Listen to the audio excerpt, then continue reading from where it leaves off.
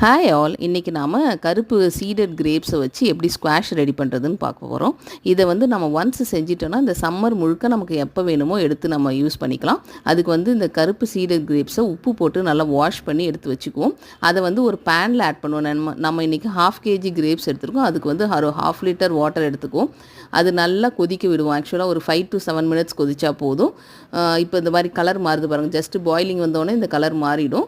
இப்போ இன்னும் நல்லா 5 minutes கொதித்த உடனே இதை நிறுத்திடுவோம். நிறுத்தி நல்லா ஆற விட்டுடுவோம்.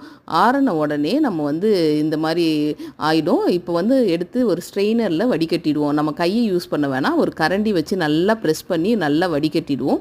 அதில் இருக்க பல்ப் எல்லாம் நல்லா இறங்கிடணும். அந்த வடிகட்டினதில் பல்ப்போடவே இருக்கணும், அப்போ தான் நல்லாயிருக்கும். அதில் ஒரு 100 to 150 grams சுகர் ஆட் பண்ணிவிடுவோம்.